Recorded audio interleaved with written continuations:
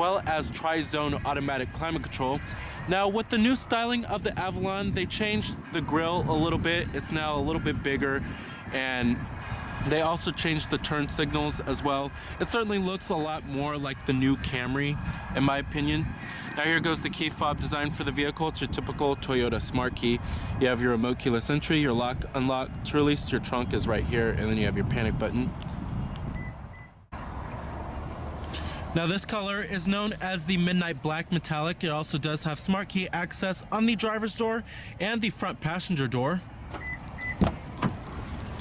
And it comes with a full-on black leather interior. You have your power driver's seat with power recline and power lumbar, and a power thigh extension as well.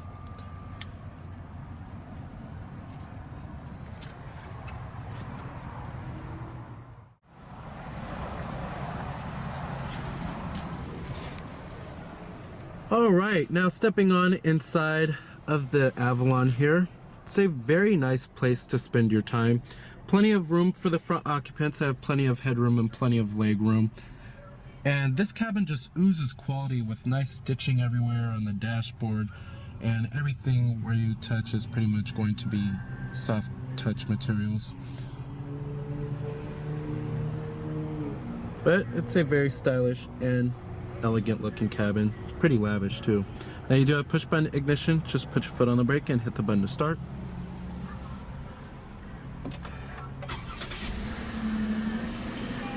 And what you're hearing there is your base engine, which is a 3.5 liter V6. There's also a hybrid available, which comes with a 4-cylinder engine. Full leather wrap steering wheel. Coming to your transmission, you have a 6-speed automatic. If you do get the hybrid model of the Avalon, you do get a CVT automatic. We also do have manual shiftability and paddle shifters, which is nice. When you put the vehicle into reverse, it tilts down the mirrors and it displays your rear view camera with guidance lines and trajectory. And we also do have rear cross traffic alert. And I'm gonna go ahead and turn on the lights. They are automatic, of course, and the hazards as well. All windows are fully automatic in the Avalon. Let's go ahead and pop up the hood, check out the engine bay. Heated exterior mirrors with side turn signal indicators, and you also do have blind spot detection. Now, if you didn't know, the current generation Avalon is also based off of the Lexus ES. They share the same platform together. Pretty good looking 18-inch alloy wheels.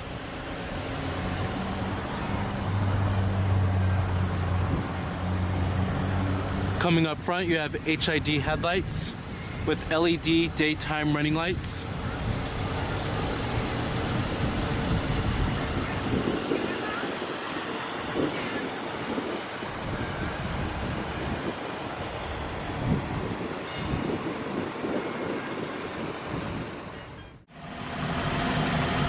Now powering this big old full-size sedan is Toyota's very familiar and very trustworthy 3.5 liter V6. You'll also find this powertrain in the Toyota Camry too. Now it produces 268 horsepower at 6,200 RPM and 248 pound-feet of torque at 4,700 RPM, with EPA estimates being an okay 21 in the city and 31 on the highway. That is pretty above average fuel economy, especially for how big this vehicle is. But the EPA numbers are the same exact numbers that you will find in the Toyota Camry equipped with the V6 engine too, so it could be a little off there. However, if those are the fuel economy numbers, this certainly is pretty above average for this vehicle. But if it's fuel economy that you're looking at, then you'll want to go with this 2.5 liter 4-cylinder hybrid paired with an electric motor, and it earns up to 40 miles per gallon. And most Avalons, however, are going to be equipped with the regular 3.5 liter V6 that we have. trims of the Avalon start at the base XLE trim, which starts at $32,650. The XLE Plus starts at $34,400. The XLE Premium starts at $35,850. The Touring starts at $37,050. And then the top of the line Limited starts at $40,450. Competitors for the Avalon, you have the vehicles in the full-size sedan class. This includes the likes of the Chevrolet Impala, Dodge Charger, Ford Taurus, Chrysler 300, as well as the Nissan Maxima, Hyundai Azera, and the Kia Cadenza.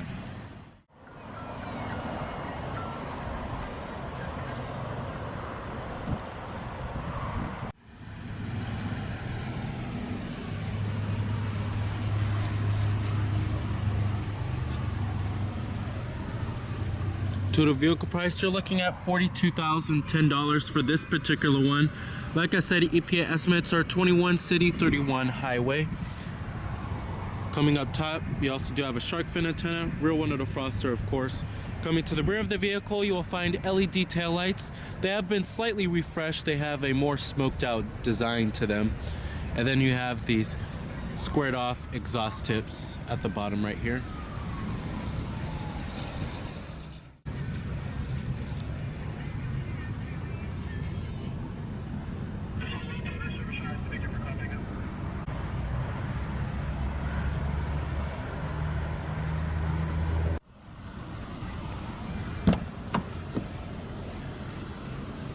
All of your basic powered features, power windows, power door locks, power mirrors, memory seat settings for 2 people, chrome interior door handles.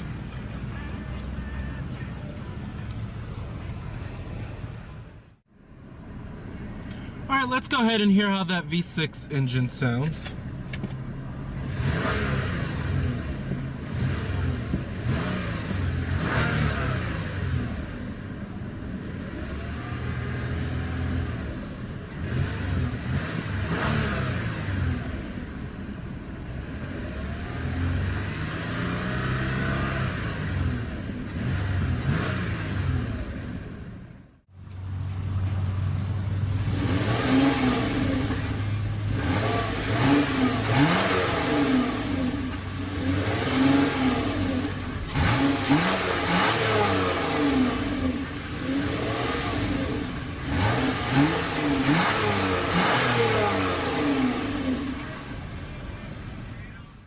Now, build quality and materials are quite impressive inside of the Avalon here, and certainly have a Lexus-like level of quality. Now, if you are looking at the Lexus ES, the Avalon certainly makes a great alternative to that vehicle, and you will find nice stitching everywhere inside of here, soft touch materials on the mid door panel, upper door panel, armrest, dashboard, everywhere you pretty much touch is going to be soft to the touch.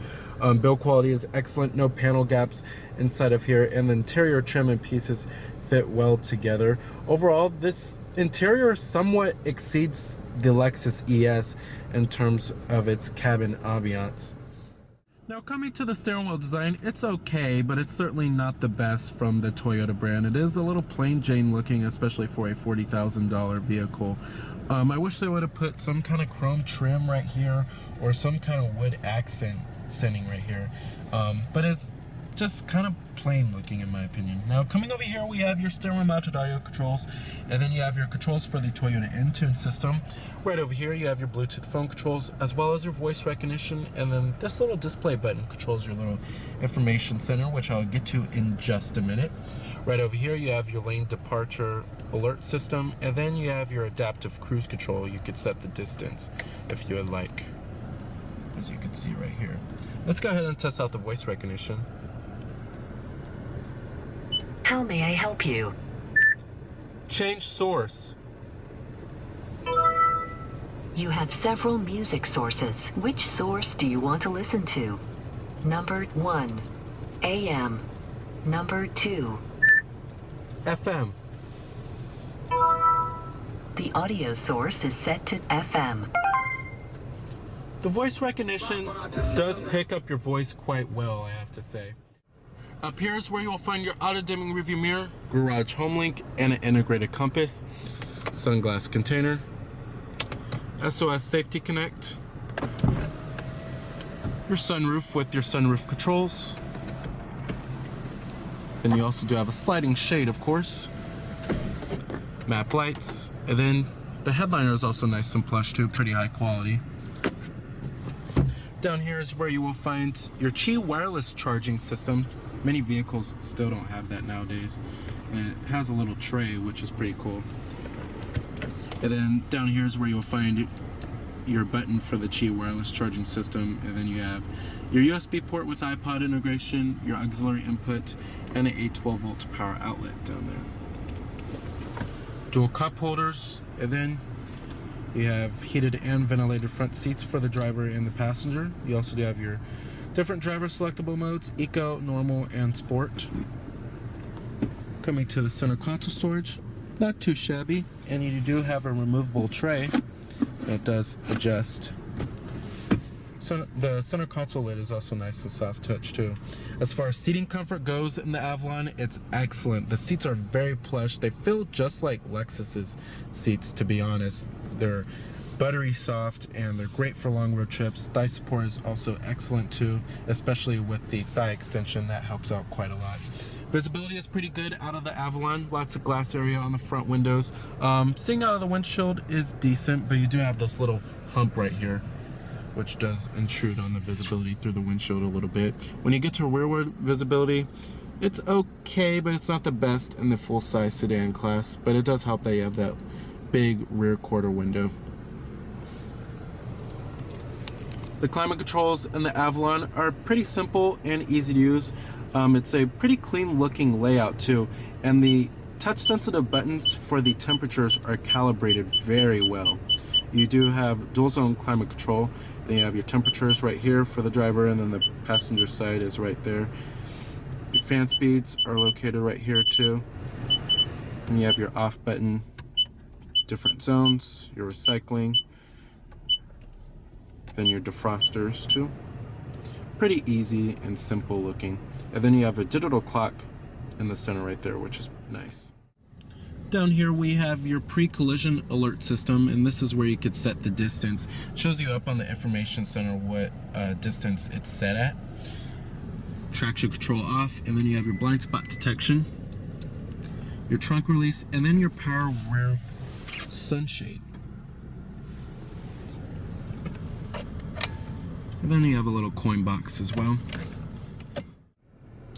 Alright, let's get to the multimedia interface and the infotainment system. It's Toyota's Entune system. We've seen it countless times before. Now this is your home screen on the Entune system. Now you could set this up how you would like. You have your radio right here, or your audio source, and then you have your phone, and then you have the map. But however, you have to have a map card inserted, and you can configure the home screen how you would like, which is pretty cool. You don't have to have the map show up. You could just have the phone or the audio just show up on the home screen. Now let's get to the audio sources. Now your audio sources include nothing out of the ordinary, all the normal stuff here. We have AM, FM, XM satellite radio, your USB port with the iPod integration, Bluetooth streaming audio, and your auxiliary input. You can also reorder it how you would like. And then you also do have your CD player with your optical disc drive. HD radio is also on this bad boy too, and iTunes tagging as well. Coming to apps, you have your navigation. However, I can't show you that today because the map card is not inserted, but it's just like all of the other Toyotas and Lexuses that you'll find. Nothing too out of the ordinary with the navigation system. Coming to the Eco, it shows you a little bar graph of how fuel efficient you're driving, and it shows you your average speed, your elapsed time, as well as your fuel range. You can clear it if you would like to. Coming back to apps, you have your setup. There's many different settings you could change, from general, home screen, voice, display, navigation, audio, many different settings. Then you have your phone. You can hook up your Bluetooth phone, have all of your contacts stored on here, and then an integrated dial pad as well. And then you have your live traffic, but you have to have the map card. Then your weather shows you your current weather. You could change the city if you would like. Messages, but you have to have a phone paired. It's for your text messages. Then you have your maintenance. So pretty much everything is going to require the map card for the apps. But overall, love Toyota's engine system. It's one of the best in the business. The responsiveness is lightning quick and it's very intuitive to use. The gauges in the instrument cluster have a very traditional looking setup. On the left, we have your tachometer with your coolant temperature. On the right, you have your speedometer, and then you have your fuel gauge down there too. Now coming in the center, this is for your vehicle information. It's a little LCD screen. It's controlled by this little display button right here. It's the only button that pretty much controls it. Now, it shows you your distance till empty or your fuel range, and then you have your digital speedometer, and then it shows you your trip odometer down below, and then it shows you what gear you're in as well. Over here you have your current fuel economy, and then your average fuel economy data. You can reset it, and then your time until rest, tire pressure monitoring system, and then it shows you if your lane departure alert is on or off. Then you have your adaptive cruise control. Then your eco drive level if you want that on or off. And then settings that you could change, but you have to hold the display button to select it. Overall, it's a pretty useful little LCD screen. It's not the most intuitive information center I've tested out, however. Now we do have an 11 speaker JBL audio sound system in this car, and it's one of the best sound systems I've ever heard in a Toyota. The sound system has great bass and the audio quality is very crisp and clear. I would certainly upgrade to the JBL audio sound system. Now, as far as the way the Avalon drives, now this is certainly not the sports car of the full-size sedan class. That title belongs to the Nissan Maxima. However, it certainly does offer much more driver engagement than it did in years past. It certainly does not feel like the Japanese Buick sedan. And you can feel for where this vehicle is trying to go. The steering isn't numb and it's not vague, and it certainly does not feel like a rolling couch. With that being said, the ride quality is still pretty good and should be pretty good for most consumers. However, for the traditional Avalon buyer, the ride quality may be too firm. However, I think the Avalon certainly has a pretty good balance between good ride comfort and pretty good handling too. All right, and I'm gonna go ahead and shut down the vehicle. Let's go ahead and check out the rest of the car. Build quality and materials do follow through in the rear of the Avalon. You still have nice stitching everywhere and soft touch panels too. Now, sitting back here in the Avalon, it's a very comfortable experience. The seats are very comfortable, still nice and plush, just like the front seats. And I would certainly take a long road trip on this vehicle, especially in the back of the Avalon here. The rear headrests are also adjustable, except for this one, the middle seat. Now, 3 adults should certainly feel very comfortable back here. There's plenty of space and room. And you also do have your rear center armrest with cup holders. And then you have a ski trunk pass-through right there. And then you have your dual map pockets, rear air vents, and then you have automatic climate control back here, which is nice. And then you have heated seats for the left side as well as the right side. And then down there is where you will find a 12-volt power outlet. Then you have your map lights, of course. All right. Now the Avalon does have a pretty large trunk, I have to say. However, if you do